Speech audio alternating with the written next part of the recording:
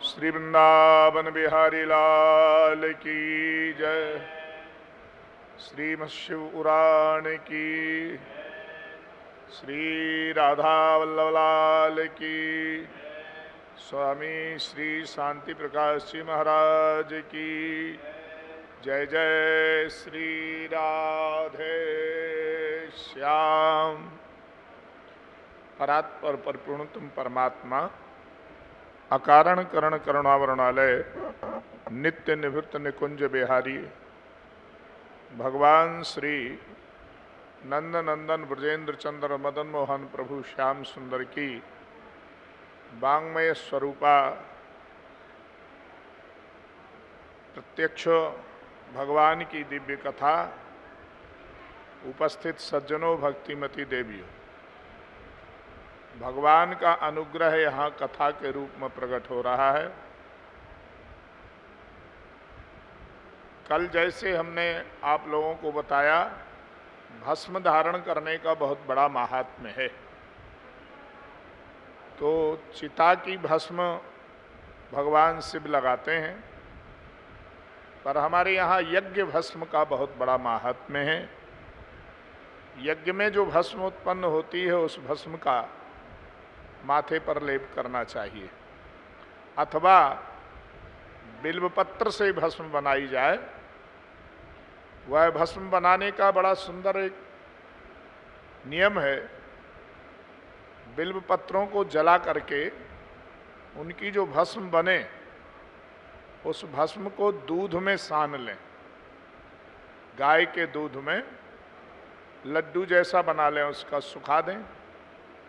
सूखने के बाद जब वह एक लड्डू जैसा आकृति बन जाएगी, तो फिर सूखे हुए को गाय के कंडों के बीच में रखो, अग्नि बनाओ और उसमें अंगीठी में लगा दो। वो जितने गोल गोल भस्म के वो पिंड हैं, उनको एक बार फिर से जलाओ, अग्नि में पका दो गाय के कंडे की आंच में। फिर वो एकदम सफेद भस्म बन जाएगी।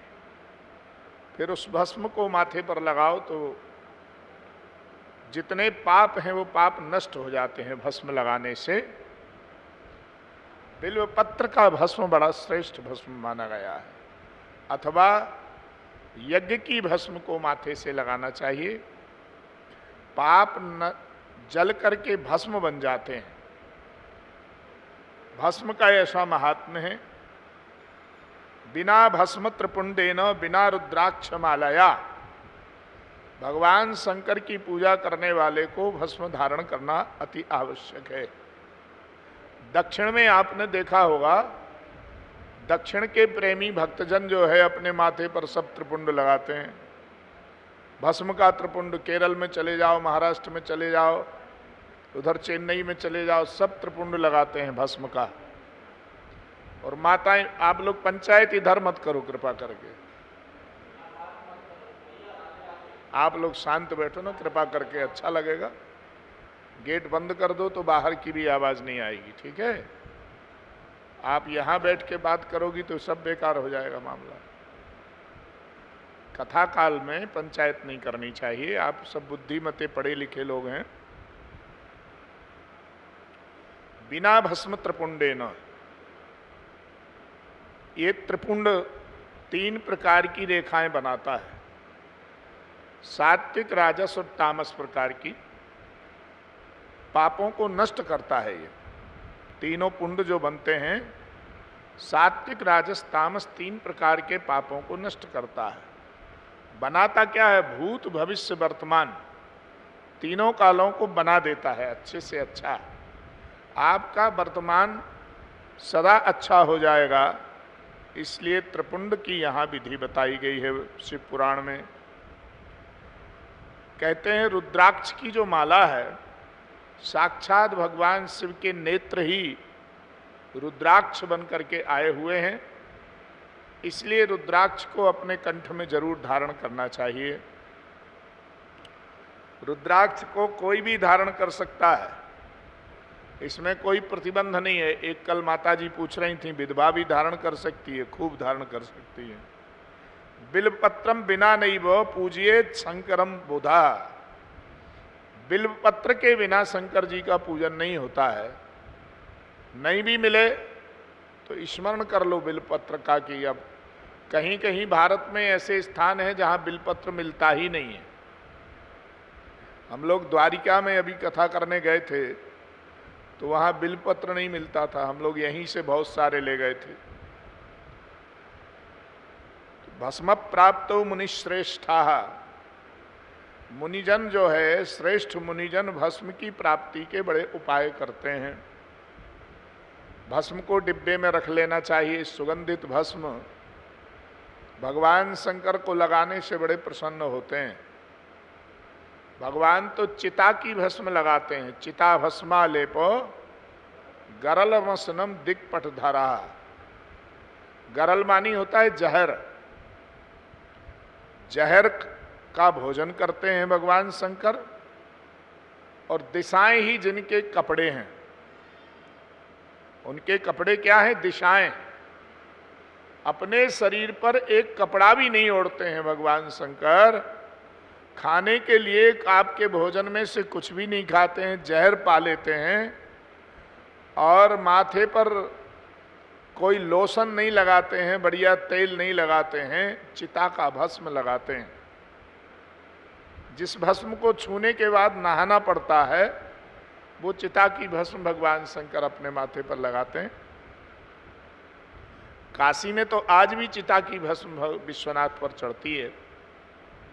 तो विश्वनाथ जी महाराज जो हैं वो चिता की भस्म को लगा करके प्रसन्न होते हैं। भाई बहनों, आप लोग बड़े भाग्यवान हैं। पुरुषोत्तम मास में बैठ करके एकादशी वाले दिन शिव महात्म्य श्रवण करने का अवसर मिल रहा है। वृंदावन की बड़ी महिमा है। यहाँ गोपीश्वर रूप में भगवान शंकर वास करते हैं। गोपीश्वर, गोपियों के ईश्वर बन करके भगवान शंकर रहते हैं।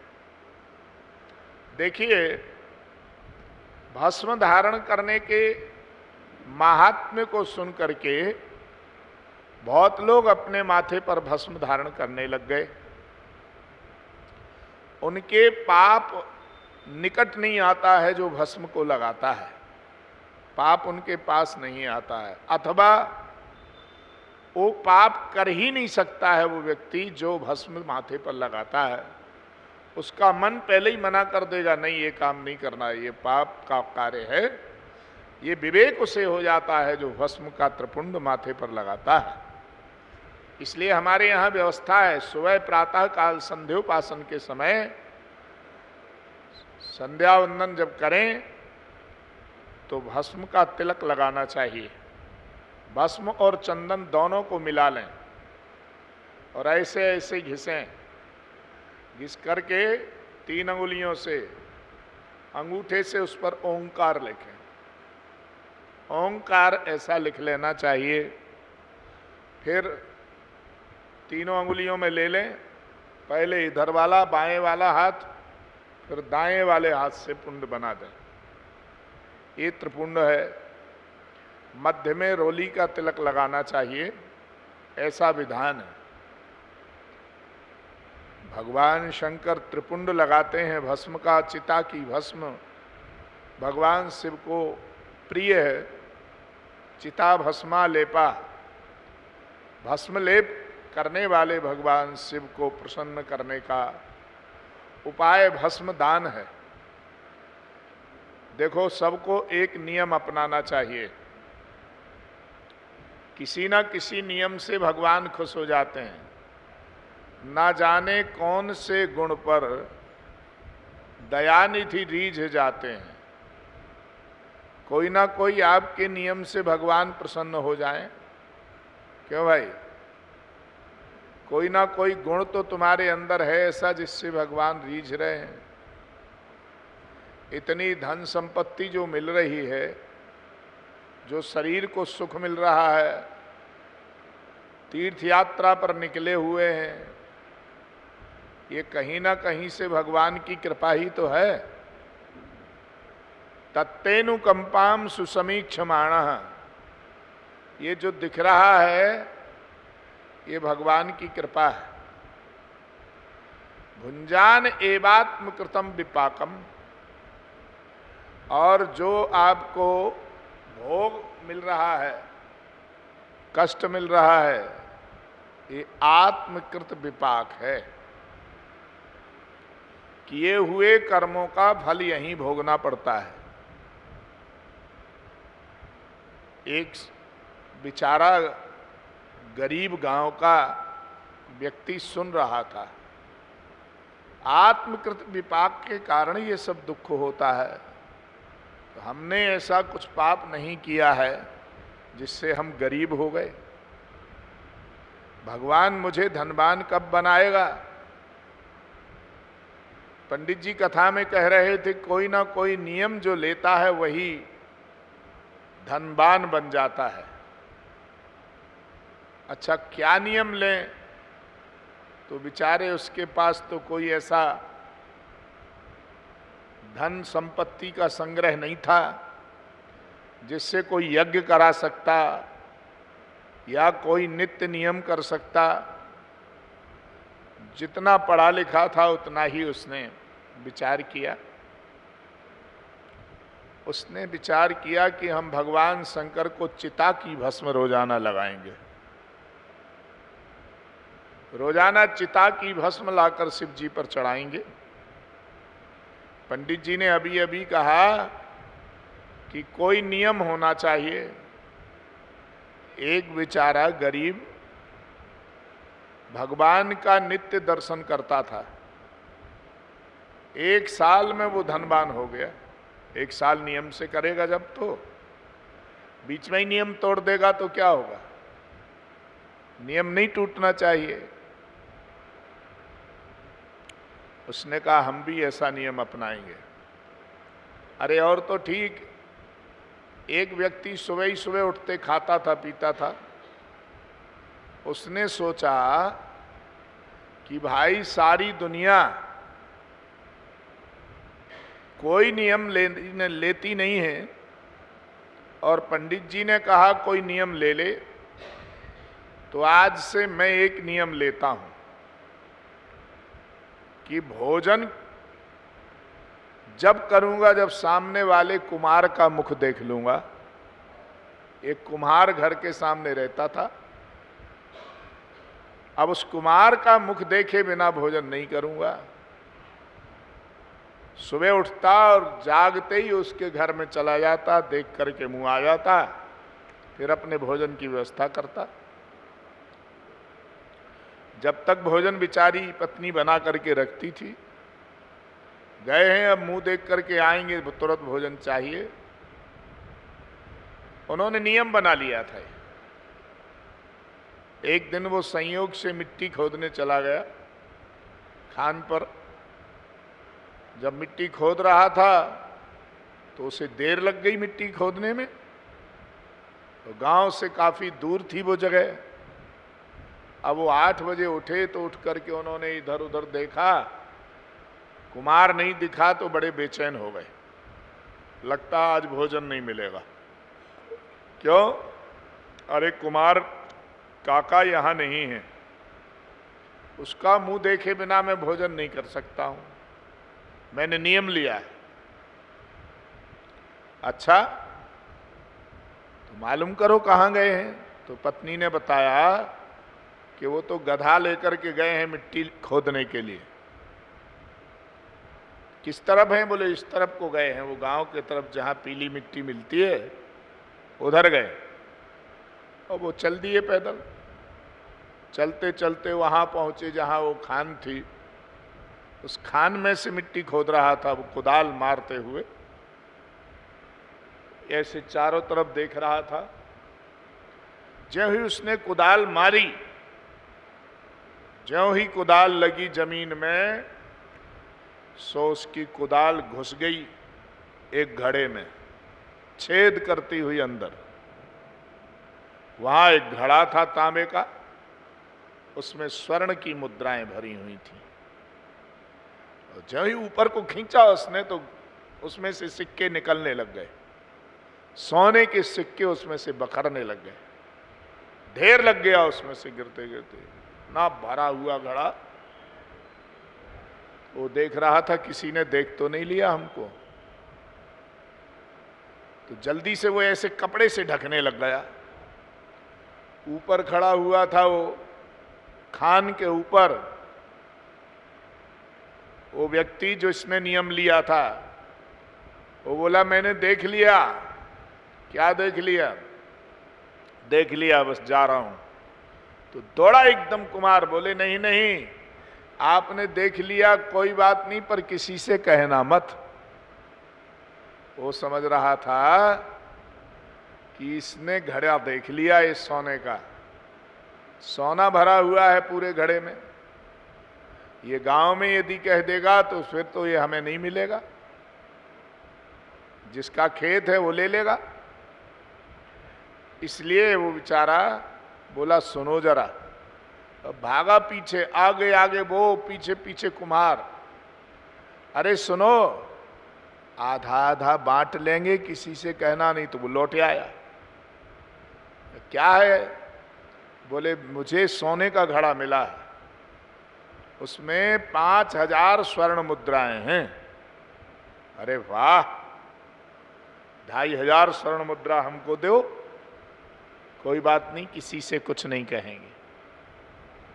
उसने विचार किया कि एक कुम्हार का मुख देखने का संकल्प लेने से जब इतनी स्वर्ण मुद्राएं भगवान दे सकता है, तो रोजाना किसी संत या भगवान का दर्शन करने से क्या मिलेगा?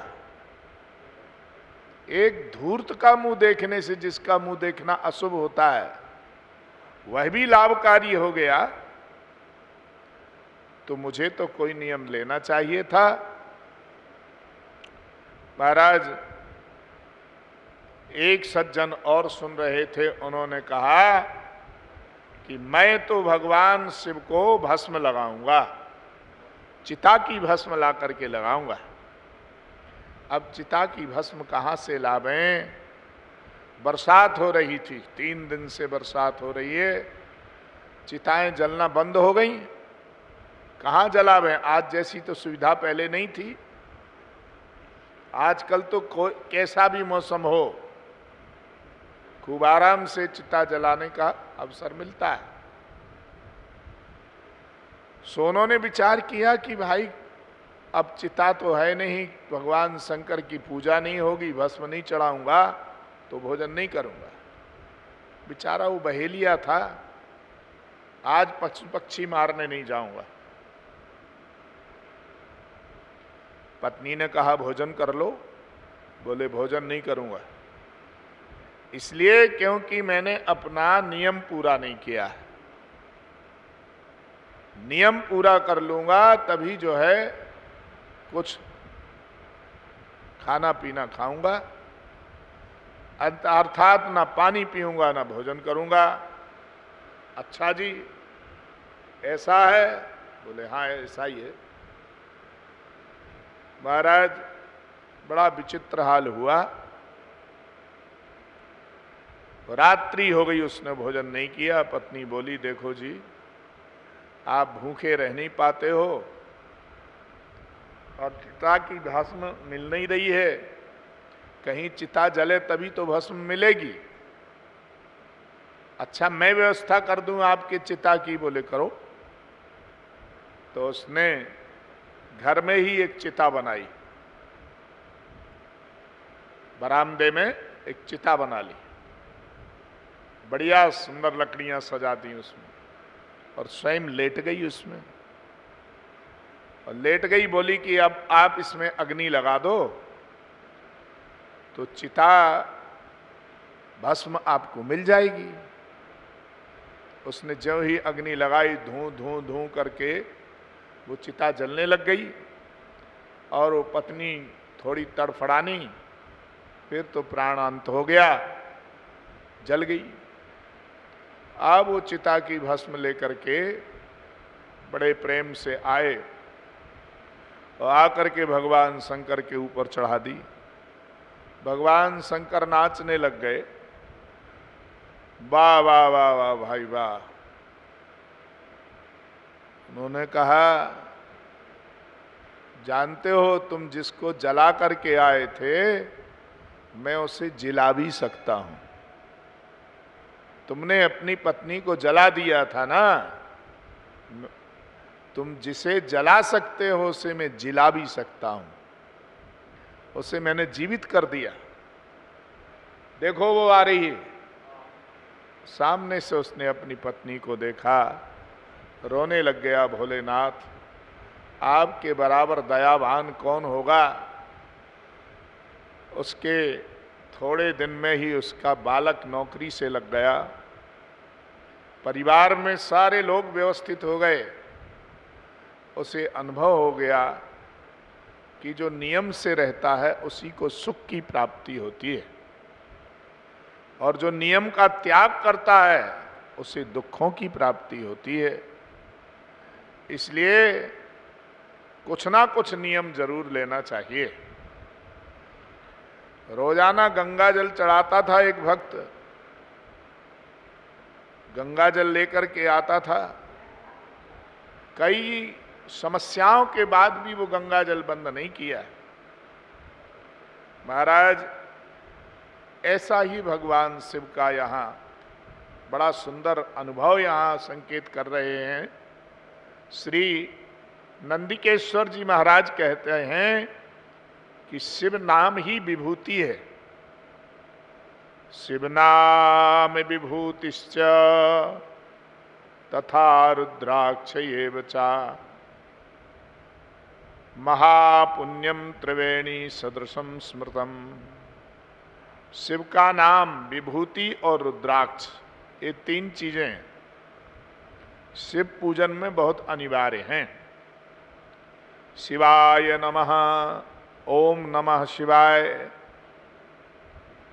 ऐसे मंत्र का जाप करते हुए विभूति चढ़ावे और रुद्राक्ष की माला अपने पहने भगवान को भी पहना सकते हैं। महाराज, रुद्राक्ष को यहाँ बड़ा सुंदर स्वरूप माना गया है। तो पहला है शिव जी का नाम, ये गंगा का समान, गंगा के समान है। शिव जी का नाम क्या है? शैवम नाम यथा गंगा। यहां नंदिकेश्वर जी महाराज कह रहे हैं कि शिव जी का नाम गंगा के समान पवित्र है। यदि कोई शिव शिव शिव 3 बार कह दे तो गंगा स्नान का फल उन्हें प्राप्त हो जाता है। विभूतिर यमुना मता, यमुना का नाम है विभूति। यदि विभूति माथे से लगा ले तो यमुना स्नान के फल की प्राप्ति हो जाती है उन लोगों को। रुद्राक्षम विधिना प्रोक्ता सर्व पाप विनाशिनी, सभी पापों का विनाश करने वाला रुद्राक्ष है। रुद्राक्ष को सरस्वती का स्वरूप माना गया है। सरस्वती नदी में स्नान करने का जो पुण्य होता है वो पुण्य रुद्राक्ष धारण करने से प्राप्त होता है। इसलिए ये त्रिवेणी है। यहां कह रहे हैं महापुण्यम त्रिवेणी सदृशं स्मृतम। ये महापुण्य है उन लोगों का जो इन तीनों का अपने जीवन में प्रयोग करते हैं। शिव जी का नाम जपते हैं, शिवाय नमः शिवाय नमः शिवाय नमः शिवाय नमः।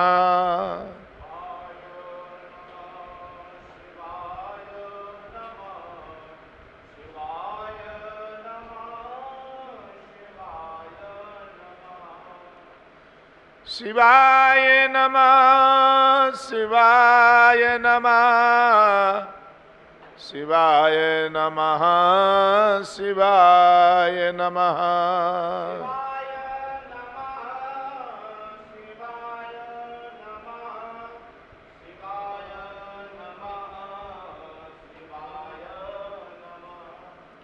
ये पंचाक्षर मंत्र है। इसमें सभी का अधिकार है, ब्राह्मण, क्षत्रिय, वैश्य और शूद्र, चारों वर्ण के लोग इसको जप सकते हैं। शिवाय नमः, किसी को निषेध नहीं माना है। इसी तरह से रुद्राक्ष भी चारों वर्ण के लोग धारण कर सकते हैं, भस्म भी चारों लोग धारण कर सकते हैं। तो त्रिवेणी का स्नान हो गया कि नहीं हो गया? शिव नाम, भस्म और रुद्राक्ष, त्रिवेणी गंगा का स्नान हो जाता है। यो नित्यम भुवि मानवाः स वैदिका स पुण्यात्मा सा धन्या सा बुधो मता। वो धन्य है व्यक्ति जो इस धरा पर रह करके शिव का मंगलमय नाम उच्चारण करता है।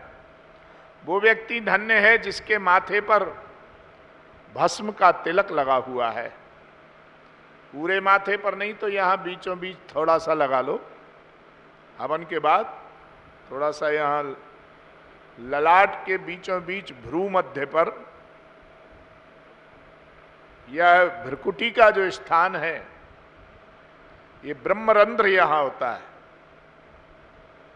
ब्रह्मरंध्र पर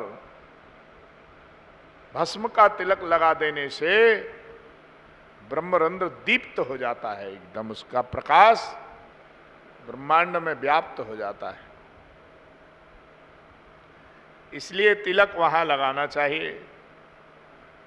तिलक की बड़ी महिमा है। भस्म दो प्रकार की होती है। ये कहते हैं द्विविधम भस्म संप्रोक्तम सर्वमंगल दम परम।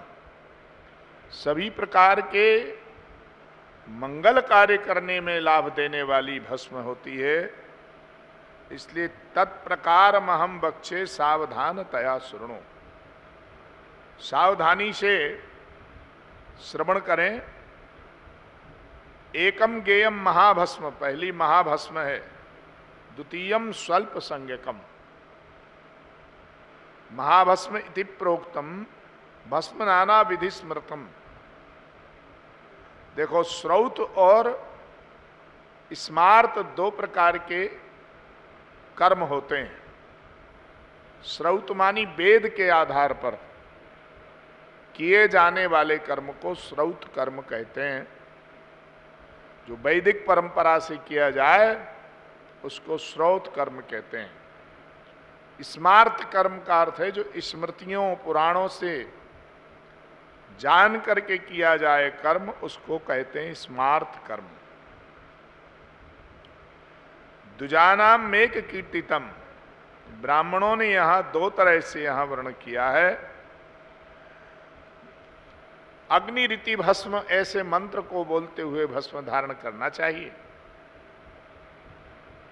भगवान ब्रह्मा जी, विष्णु जी और रुद्र जी तीनों भस्म को धारण करते हैं। इसलिए भस्म की बड़ी महिमा है। भस्मधारी विशेषेण स्त्री गोहत्या पातकई है। जिनके माथे पर भस्म लगी होती है, यदि उनसे कोई स्त्री की हत्या हो जाए या गोहत्या हो जाए, ऐसे ऐसे पाप भी भस्म धारण करने से भाग जाते हैं।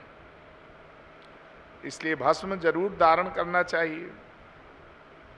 मुच्यते नात्र संशया, इसमें संदेह नहीं करना चाहिए। और रुद्राक्ष जिसके कंठ में विराजमान है, साक्षात भगवान शिव उनके कंठ में विराजमान हैं। श्राद्ध में, यज्ञ में त्रिपुंड और रुद्राक्ष को धारण करके जो प्रयोग करते हैं, उनके पितरगण प्रसन्न हो जाते हैं। उनके पितृश्वर उन पर प्रसन्न होते हैं और वो सभी तरह से सुख को प्राप्त करते हैं। पितृश्वरों के परम मंगल में आशीर्वाद को प्राप्त करते हैं लोग। भाई, एक बार भगवान शंकर नेत्र बंद करके बैठे हुए थे।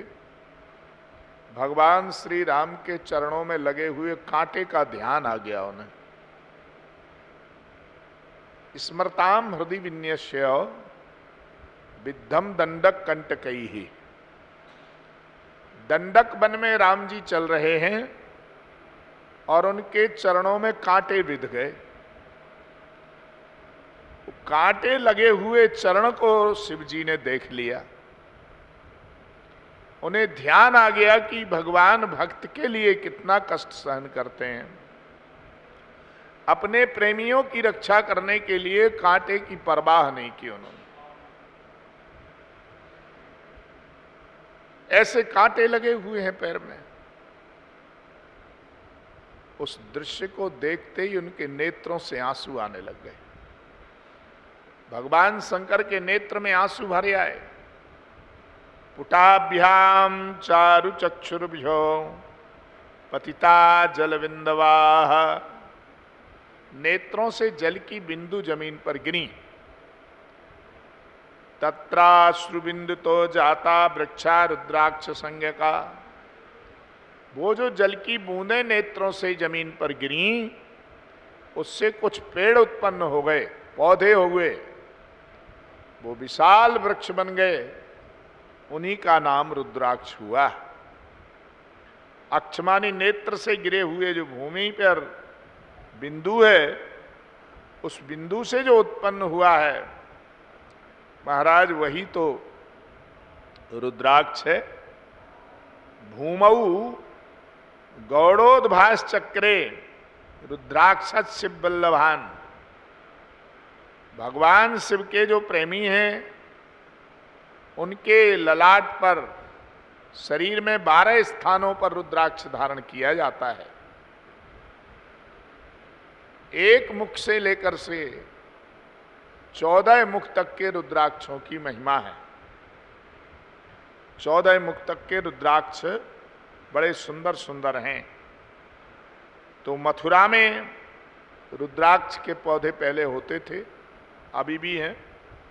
अयोध्या में ये कहते हैं सह्याद्री पर्वत पर बड़े सुंदर रुद्राक्ष के वृक्ष प्राप्त होते हैं। नेपाल में सह्याद्री पर्वत है। काश्याम मानी काशी में रुद्राक्ष के पौधे हुआ करते हैं। सब लोग इन्हें धारण कर सकते हैं। क्षत्रिया ब्राह्मणा वैश्या शूद्रा जाता ममाज्ञया। ये कहते हैं कोई भी इसे धारण कर सकता है, किसी तरह का कोई प्रतिबंध नहीं है। रुद्राक्षास्ते प्रतिभ्याम तु तज्जातीय शुभाक्ष का, इसलिए इसमें प्रतिबंध नहीं है। भगवान के उस रुद्राक्ष स्वरूप को सभी लोग अपने कंठ में धारण करें। श्वेत वर्ण का रुद्राक्ष भी होता है, रक्त वर्ण का भी, पीत वर्ण का भी। ये रुद्राक्ष के स्वरूप हैं। महाराज बड़े सुंदर वेर की तरह होते हैं। अधम वह रुद्राक्ष है जिसमें कीड़ा लगा हुआ है, छेद है गलत जगह। ऐसे रुद्राक्ष को पवित्र नहीं माना गया है। बद्री फल मात्रम चा यत्स्यात् कि महेश्वरी। भगवान शंकर कह रहे हैं पार्वती जी से, हे देवी, बद्री फल के बराबर, बेर के बराबर जो रुद्राक्ष होता है, वो सभी प्रकार के फलों को देने वाला रुद्राक्ष होता है। और धात्री मानी होता है आंवला। आंवले के फल के बराबर जो होता है, वो साधन को देने वाला होता है। यथा यथा लघु स्यात्, जैसे जैसे वो छोटा हो जाता है, उस तरह के उसका फल अलग अलग है।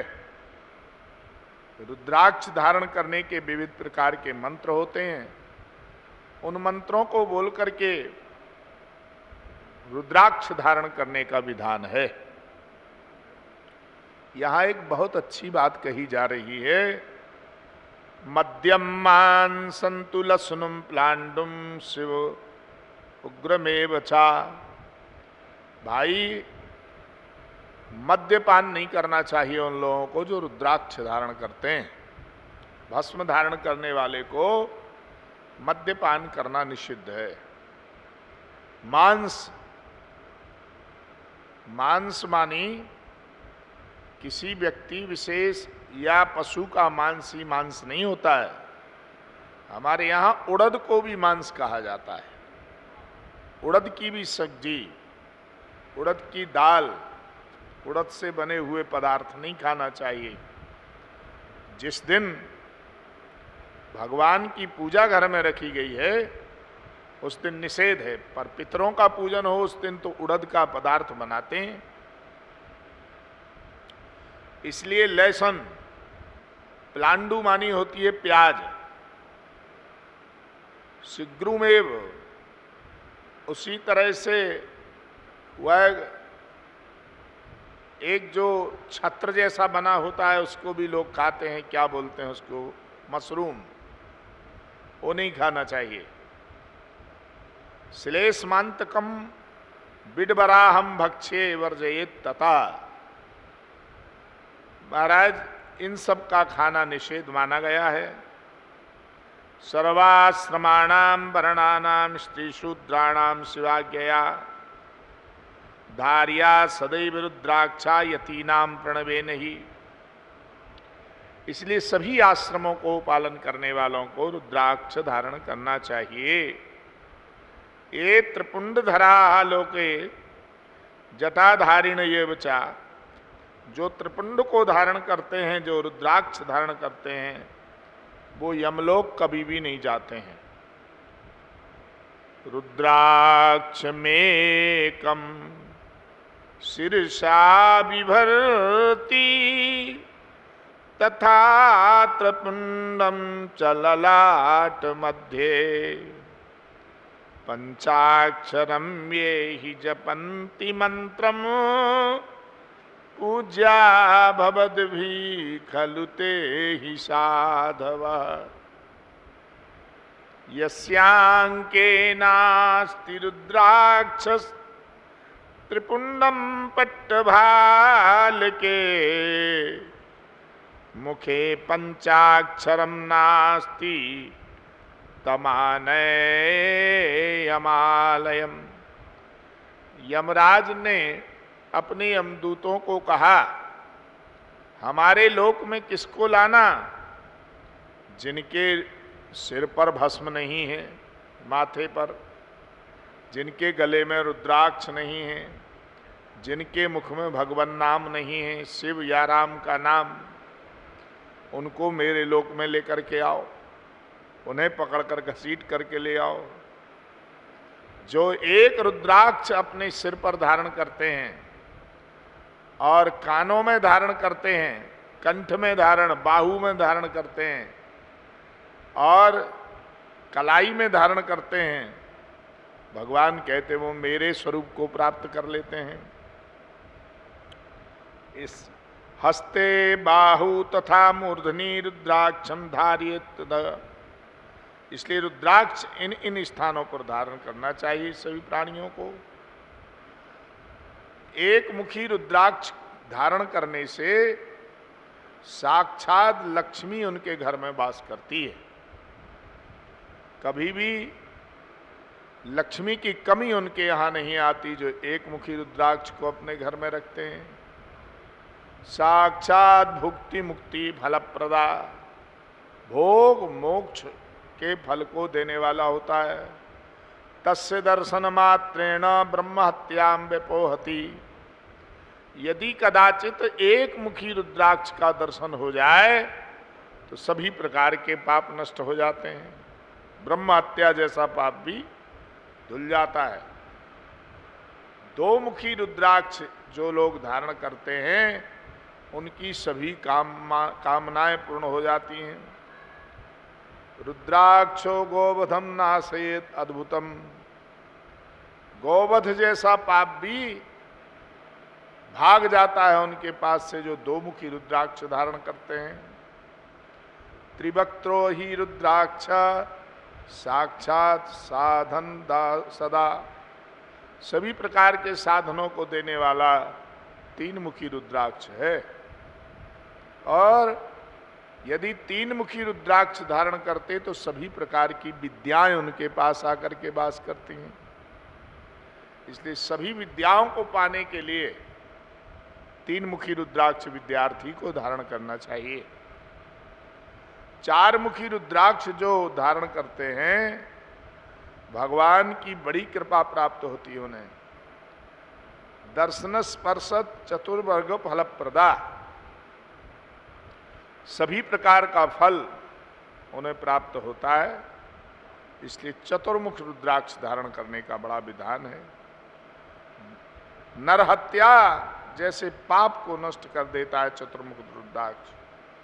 पंचमुखी रुद्राक्ष जो धारण करते हैं काल रूपी अग्नि से जलने से बच जाते हैं वो, और सबको मुक्ति देने वाला है वह। ऐसा जो है 6 मुख वाले रुद्राक्ष को जो धारण करते हैं वो कार्तिकेय के समान माना जाता है और बहुत से पापों से मुक्त कर देता है वो। षडैश्वर्य संपन्न लोग रुद्राक्ष को धारण करते हैं। ऐसे करके 14 मुखी तक रुद्राक्षों की बड़ी महिमा है।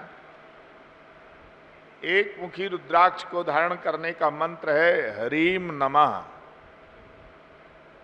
2 मुखी रुद्राक्ष को धारण करने का मंत्र है ओम नमः।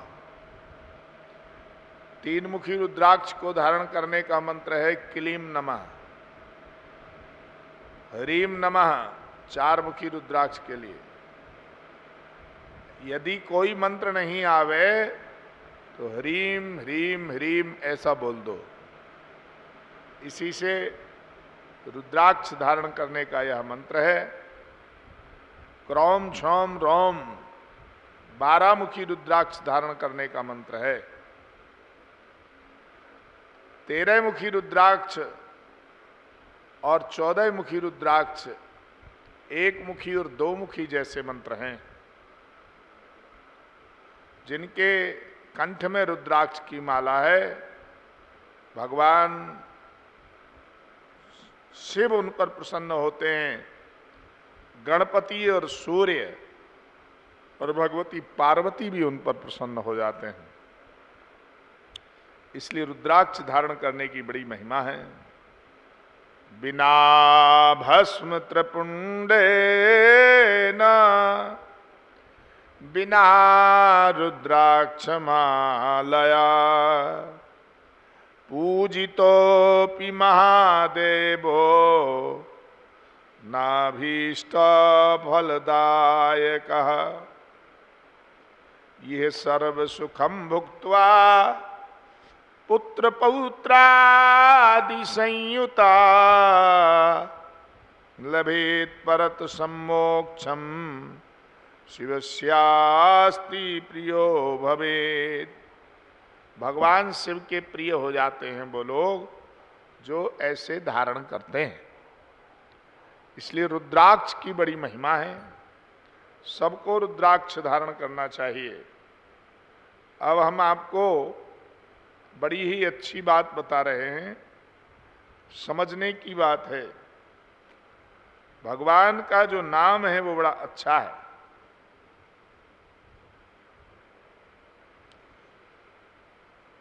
राम सुमिर सुख मूल मेरे मन राम सुमिर सुख मूल।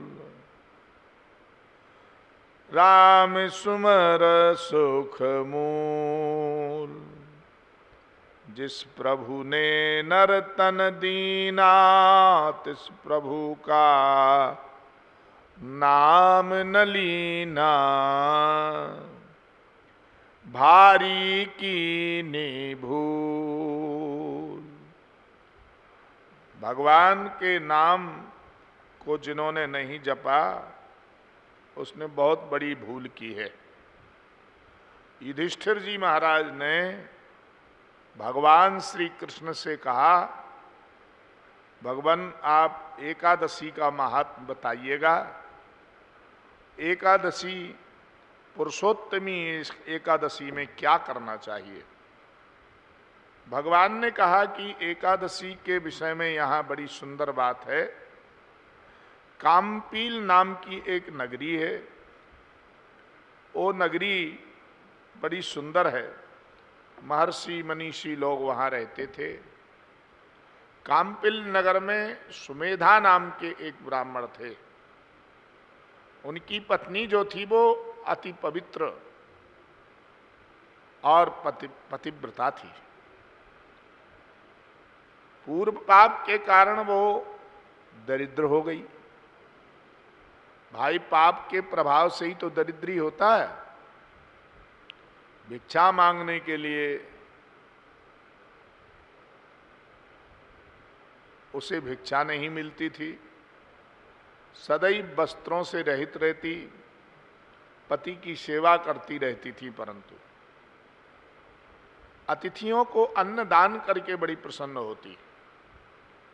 जब सुमेधा ने अपनी पत्नी को अत्यंत दुर्बल देखा तो बोले, प्रिय, धनवानों से धन मांगता हूं तो वह मुझे नहीं देते। गृहस्थी केवल धन से चल सकती है और धन नहीं होगा तो गृहस्थी कैसे चलेगी। अच्छा, एक बात बताओ, जब धन नहीं होगा तो कैसे काम चलेगा। तो भैया, वो सुमेधा की पत्नी बोली कि मैं क्या करूं, मैंने तो बहुत उपाय कर लिया, समझ में नहीं आता है। तब उन्होंने कहा कि देखो, पुरुषोत्तम मास की एकादशी का व्रत करो। कौंडिन्य ऋषि ने हमें ऐसा बताया है।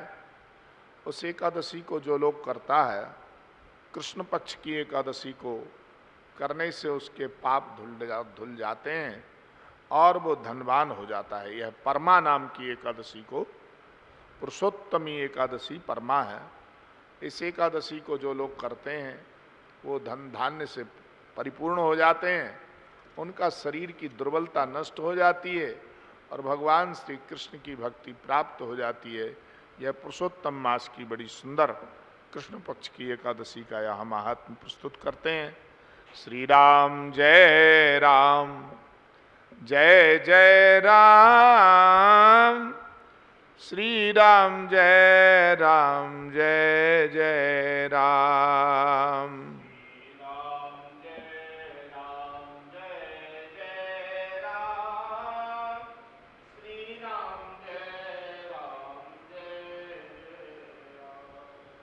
श्री राम जय राम, जय जय राम,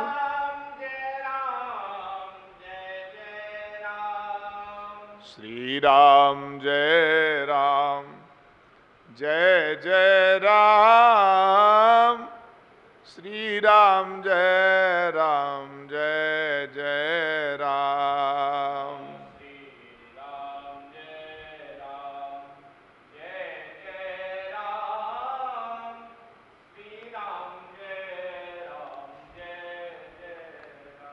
श्री वृंदावन बिहारी लाल की जय, वल्लभ लाल की जय, श्री नरसिंह भगवान की जय, स्वामी श्री टेऊराम जी महाराज की जय, स्वामी श्री सर्वानंद जी महाराज की जय, स्वामी श्री शांति प्रकाश जी महाराज की जय, स्वामी श्री देव प्रकाश जी महाराज की जय। जय जय श्री राधे, जय जय श्री राधे, जय जय श्री राधे श्याम।